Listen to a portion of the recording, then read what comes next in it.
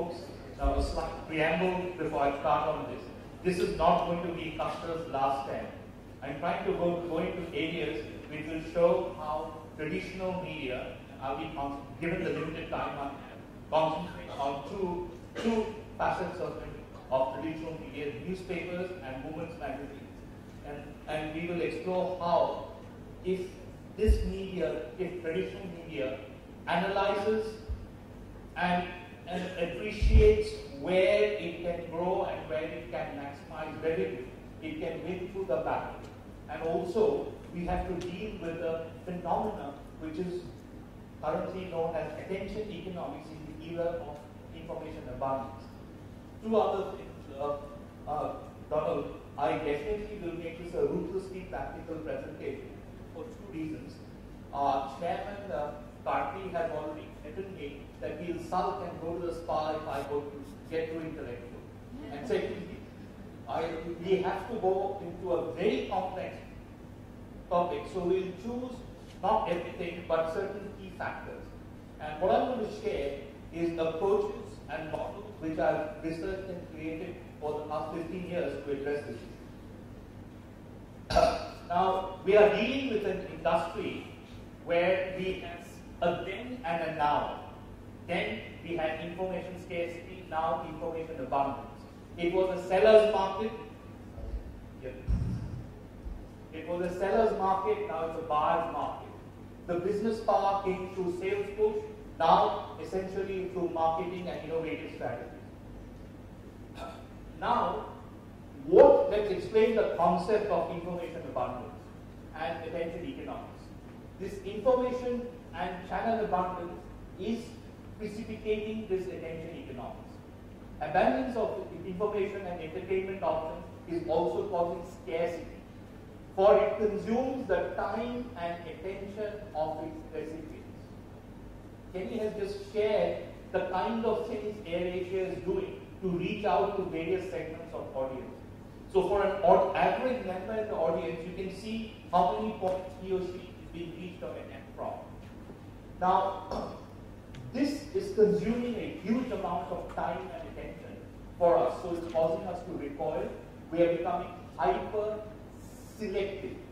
Now, fragmentation is happening, but not by accident. And fragmentation is coming on with a parallel factor. We are also becoming more intense with certain options which we consider more relevant.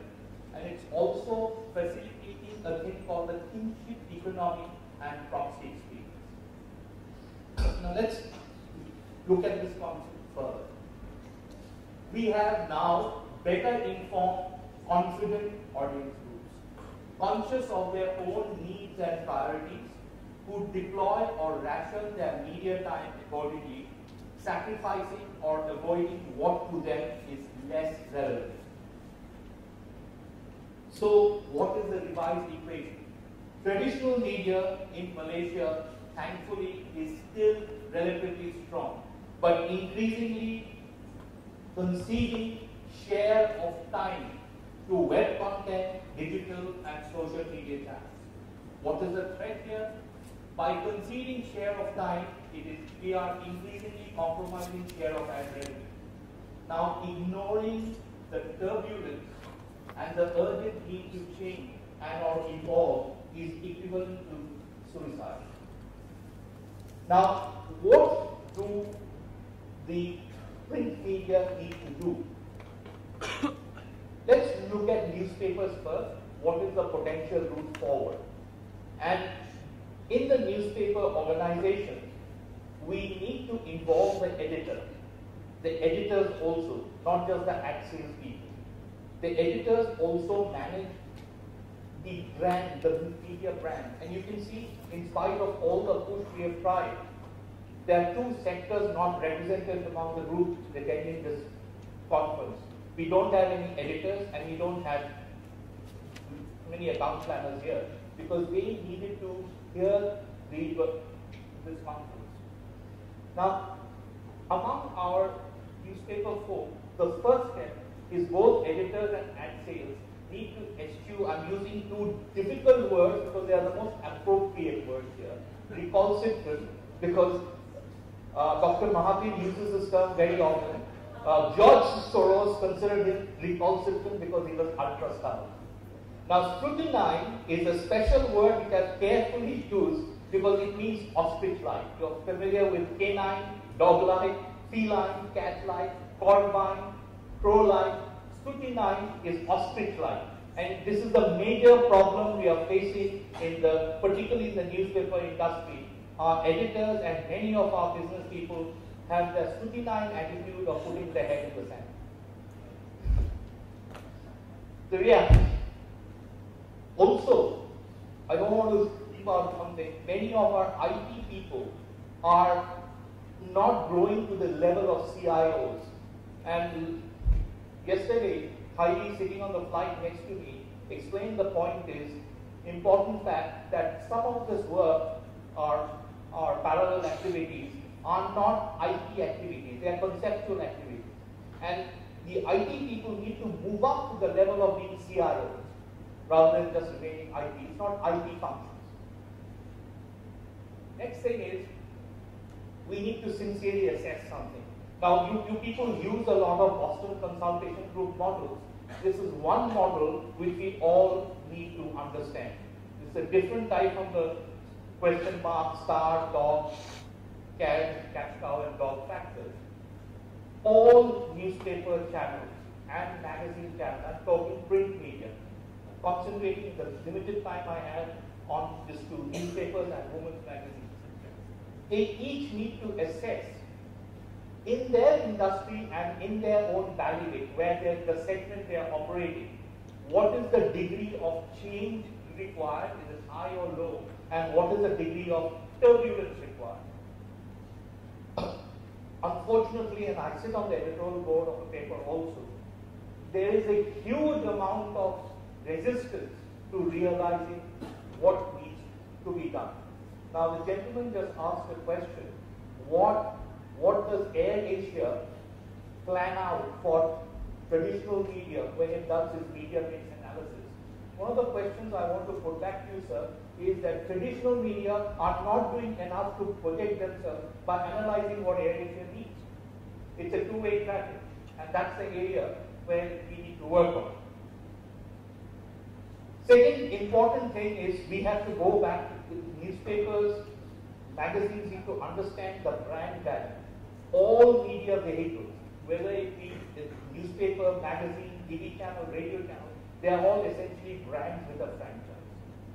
The audience constituencies that they serve reflect this franchise.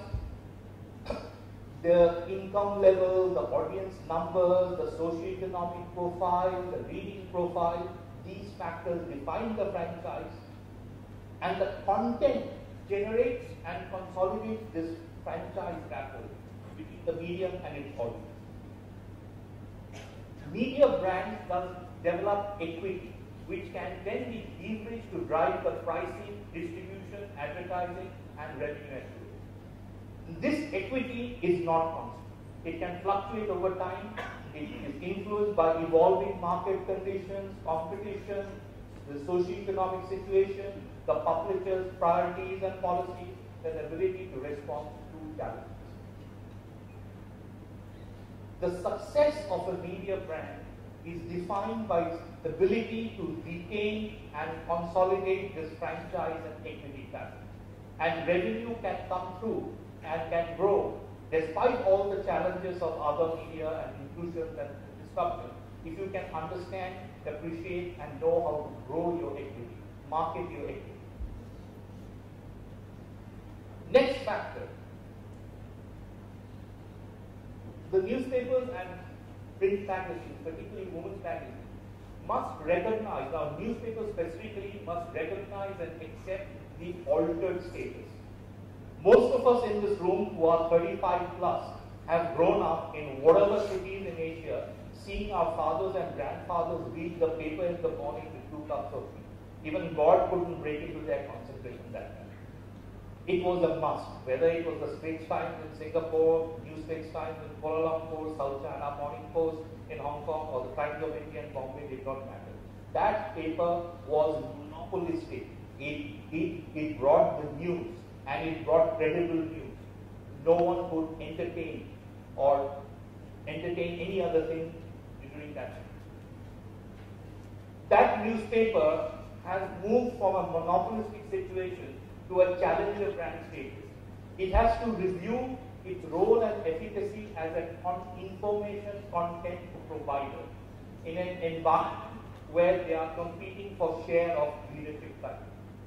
So this understanding of the efficacy of its information content is very, very important, including assessment of the audience engagement, what is the potential and the brand assets they have for audience engagement, and the factors which are actually helping it or detracting from it.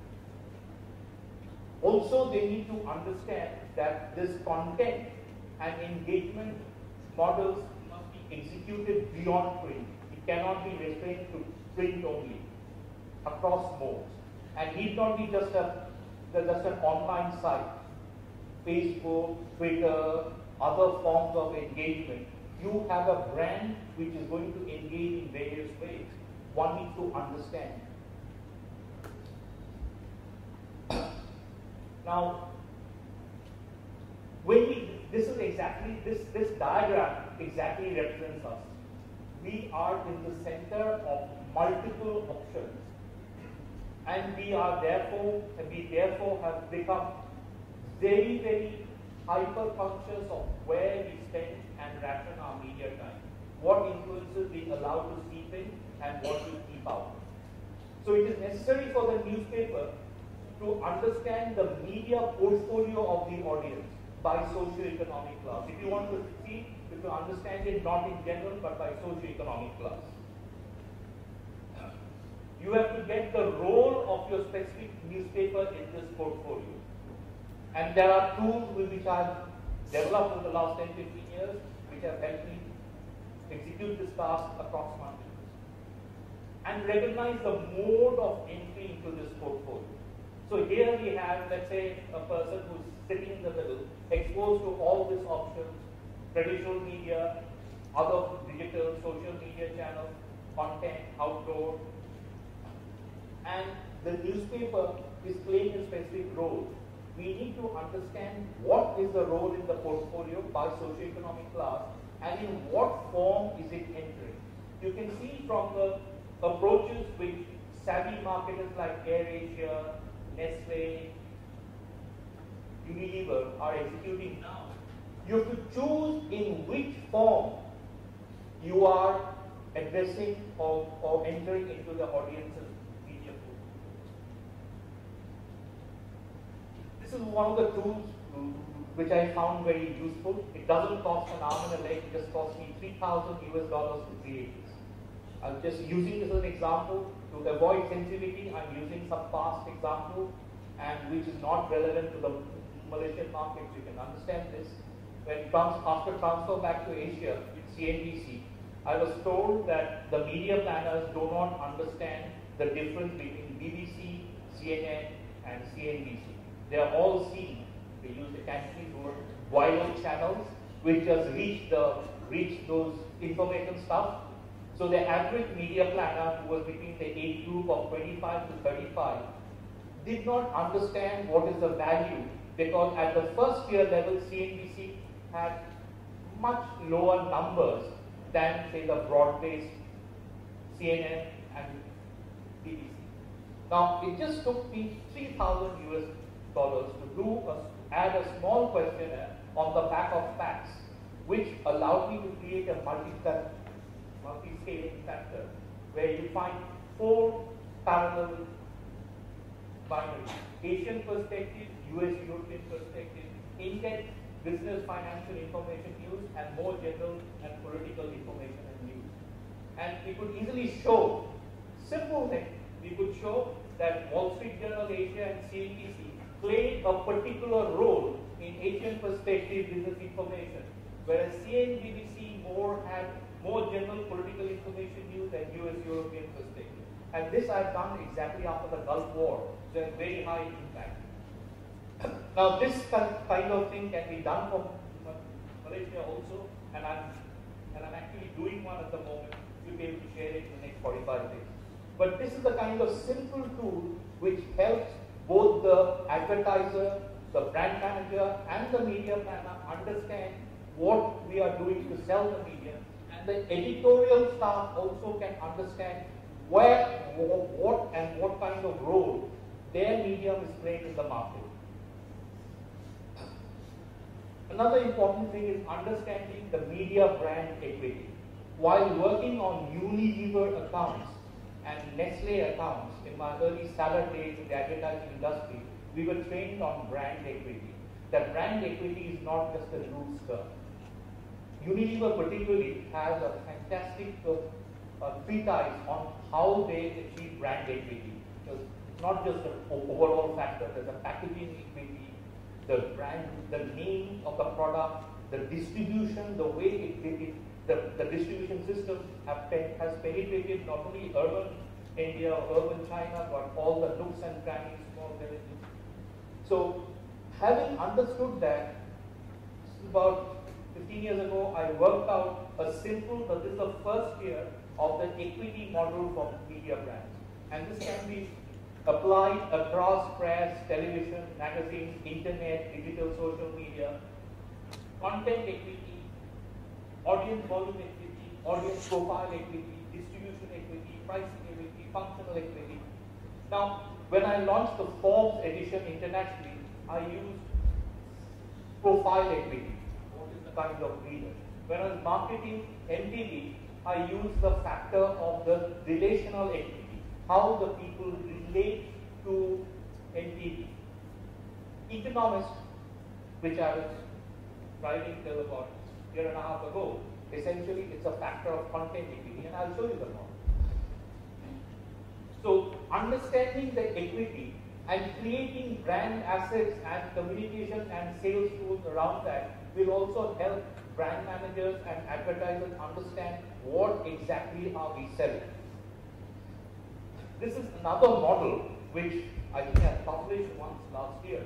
This is simple audience engagement model, where you take two sets of binaries: independent perspective, control guided perspective, relevance to zeitgeist, which is the need and circumstance of time, and credibility.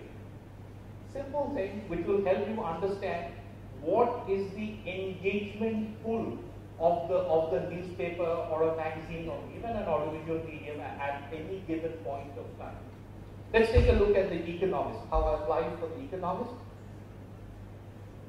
By using relevant tools, if you take the circulation trend, I've just taken the circulation trend line.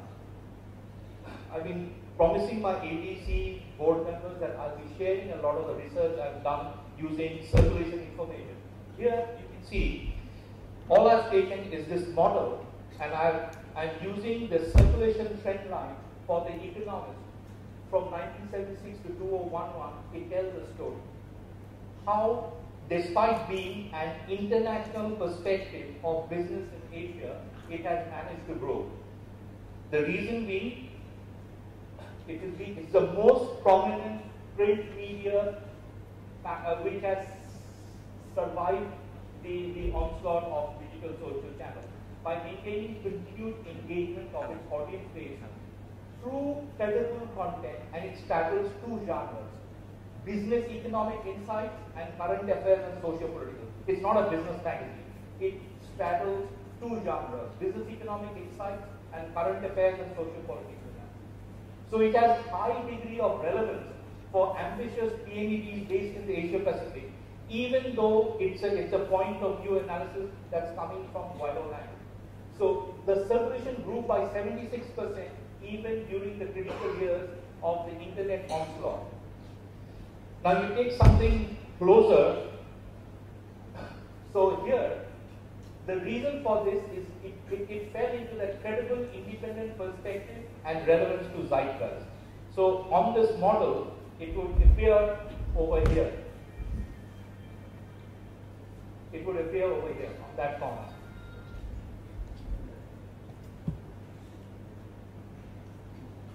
Now let's take another something close to home, and because of my good rapport and proximity with the Utusan board and hierarchy, I can share this case.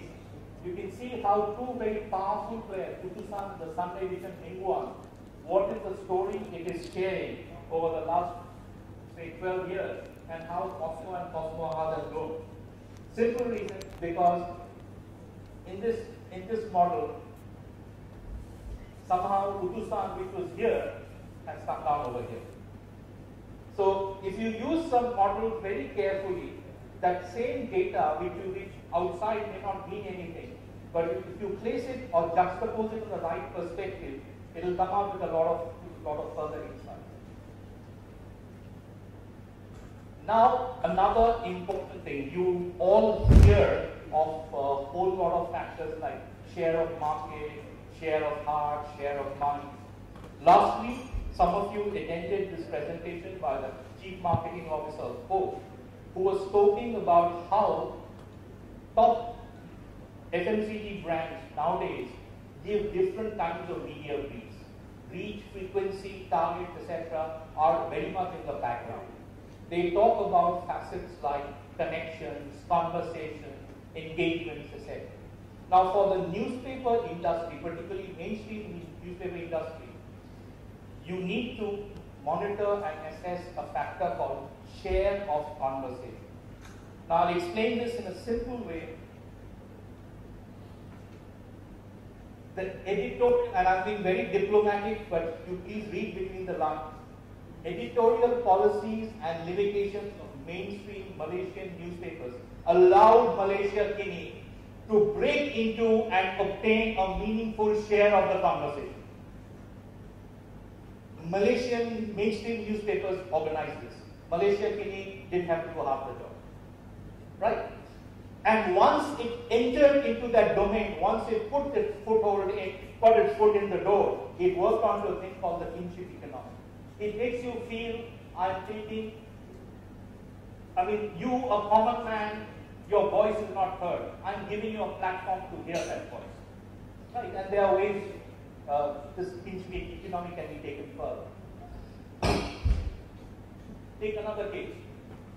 Quick info is seen by passionate mad addicts like Indians and Australians who are passionate about cricket. It's not a game for them.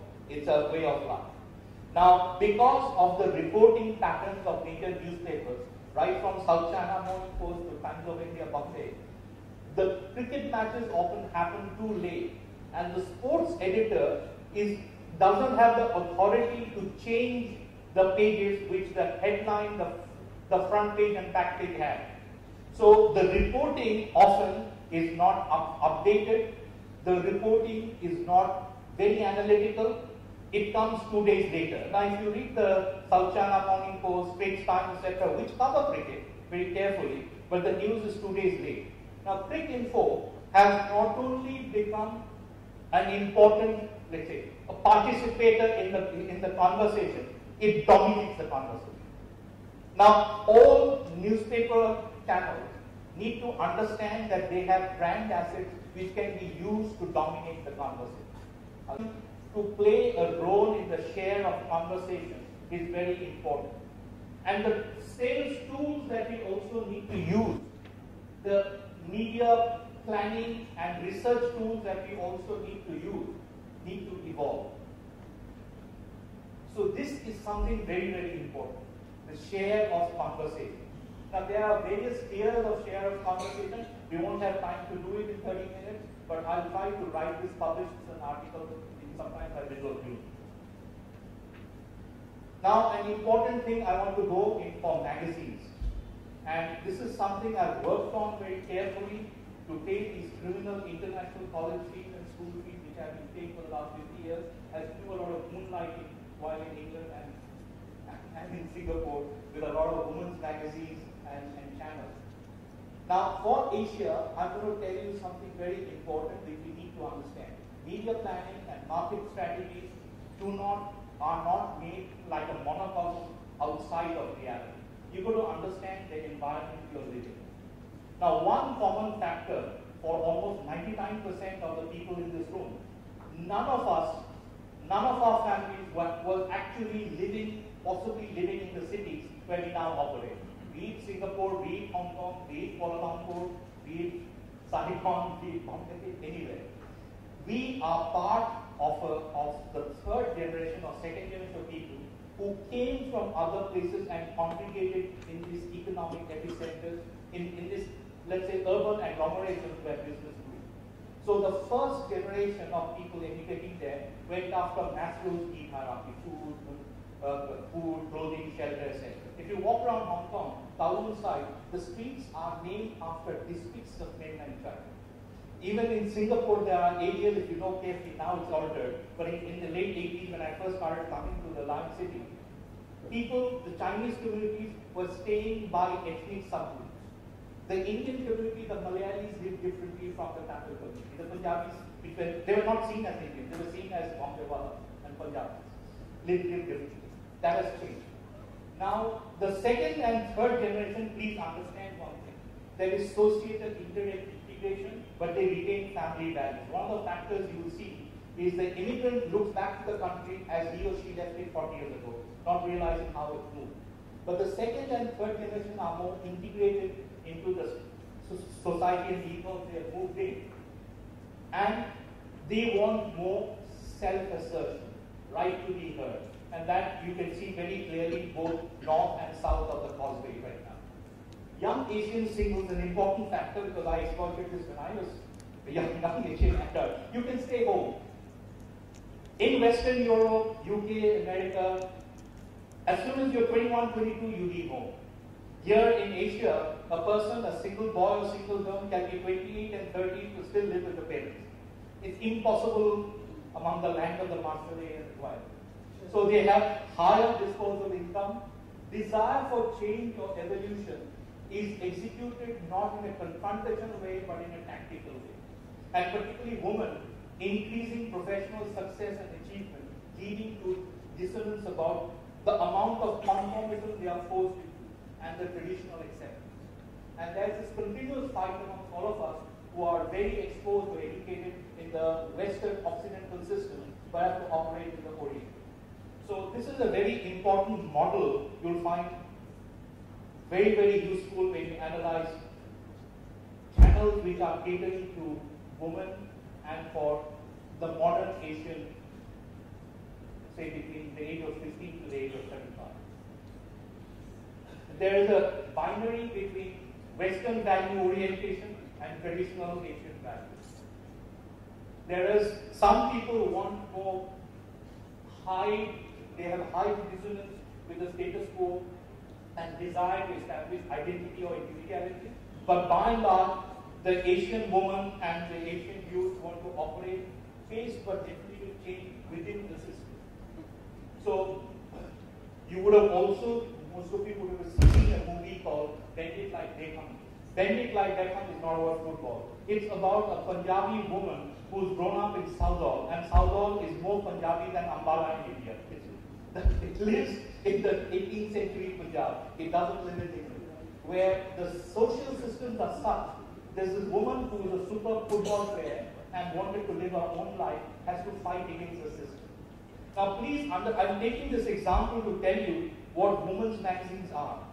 Women's magazines are not magazines. They are personal products.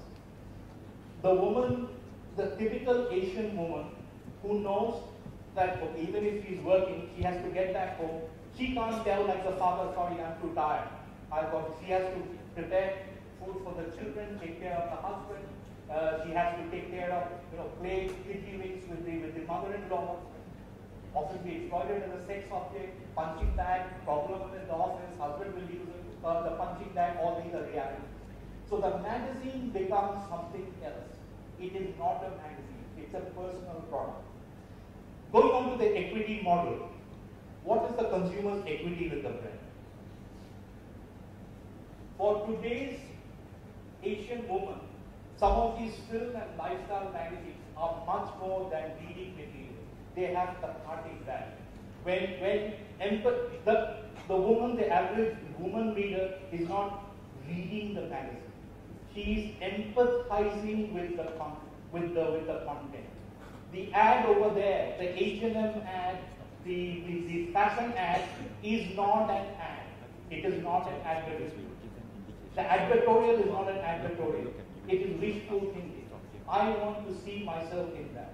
Remember nowadays, and I've studied this pattern, expensive products are not necessarily bought by rich people only.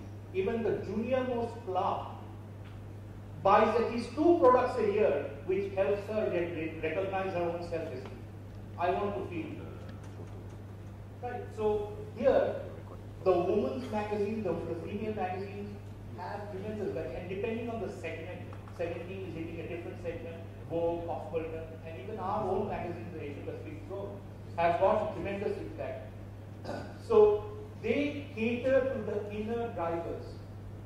They provide the means for the average woman, a middle class woman, to live her dreams. It's a personal product, it is not a magazine. So the kind of selling you need to do is not just go and say my back page is good, it's the best thing since sliced bread. There's so much. You can actually move market shares. You can challenge the brand, can take market share away from a superior brand if they know how to handle it. But please stop going and saying that, look, this is the best thing since sliced bread and my rate for the back page is. There's so much more in this magazine. These ladies use this magazine to exercise and resolve those tensions between the inner needs and the self-expression. Both real solutions and mythical solutions. When you listen to qualitative research from behind the panel at these sessions, you'll realize, and you study this, these magazines are so much more. They can lead opinion. If you can get the right thing and the right empathy, you can drive market share. I tried it succeeded. So over time, this becomes a private, personal rapport. They want to live with it. It's a personal product. So when you want to sell magazines, you understand what is the empathy, what is the nature of the empathy, and what is the type of audience you're connecting with and why they are connecting. Likewise, the newspaper. Then you can not only sell the print edition, but also the ancillary brand assets and contact modes you give. Please realize now we are content producers. We market content, we provide content. So we need to understand what factor of the content and in what mode or garb it is hitting which segment of the audience. Measurement tools.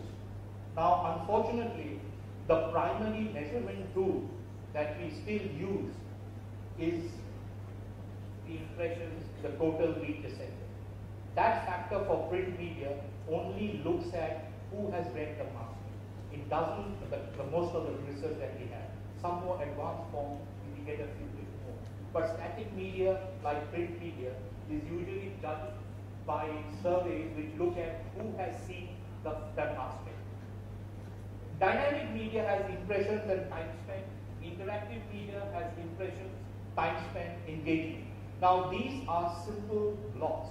What we need to do, and as you can see, all the principles that I've shared in this presentation thus far, there are research modules, be it quantitative or qualitative, to find out those things and assess different media options within their practice. So here, several of these factors need to be brought into static media. Next factor, you'll understand that advertising can be seen at 3 levels, even for newspapers. I have done a lot of research on this. When you see a flat ad in the newspaper, it's just a static ad. If the ad is crafted very well, and I know, for example, in Ogilvy Maker, in Leo Burnett, they use a thing called the humankind. They create ads which create a parallel activity in the reader's mind. Okay. So it goes from static to some kind of, dynamic. There's a third level, and hopefully in the next couple of weeks, you'll see some of this coming out in the sun, where you can bring in a different kind of dynamism, even from that static ad. Now, these need to be analyzed, these need to be measured. So the measurement tools that we need to use has also evolved. And where industry sources cannot afford to give it, individual publications and individual media channels invest in it. Now CNN, BBC, Forbes, I have done those things in various channels. It does work. So we cannot afford to be stuck in our modus operandi of how we conceive as editors what the editorial product is. We cannot be stuck as marketers and media sellers in seeing what is the means of selling the old-fashioned way. We've done this from 1965. No, that doesn't work. And how we measure and how we can show the impact of the work we have done is also very important. And you need to understand really the factor of it. Once you understand what is the equity driver of print media vehicles, it's a huge. So, keeping within my 30 minutes, the attention economy is not good, which means that we have to grab the attention that someone else has today. And for God's sake, print media, we need to understand. Chan Mei-ling asked a very nice question at the session, MA session last week. What does traditional media need to do? Some kind of yogic kick which they can kick themselves to wake up. Because there are so many opportunities, believe you me, there are so many opportunities. If you treat that media vehicle as a brand, understand its assets, understand its equity, then it makes a very different ballgame. And opportunities open up. And there's my favorite Cantonese word is YG. It's the word for chaos, which has got two characters, danger and opportunity. Now if you can look at it, this kind of chaos gives you huge amount of opportunity. It's up to you to ride that opportunity. And my last comment, ladies and gentlemen, is that our situation at this conference, this afternoon, this morning, is something like how the three magi, the three wise kings felt when they left back and went back to their own kingdoms after seeing the infant Jesus. Because they realized that after the birth of Jesus, the world as they knew it has to evolve. So, at the end of it, after attending the whole day, and we have a lot of gurus and experts speaking on it, you have to understand that these three magi realized that they were unhappy in their own discipline. They were very happy to see the birth of Christ, and they also sad. They realized that the world they lived in is gone. So we have the option at the end of these 2 days is to accept this or be recalcitrant and stubborn and continue wandering like the wandering Jew are saying is still the same. It's your call. Thank you. Thank you, Prashun. Very quickly, any questions for Pashun? Very quickly. We are running. Yeah, please feel free, and I'm here for the next 2 days. You can answer any. No? Okay, since we are running a bit behind. Thanks. Wait, sorry. We want to get Gavi to present a token to Prashun.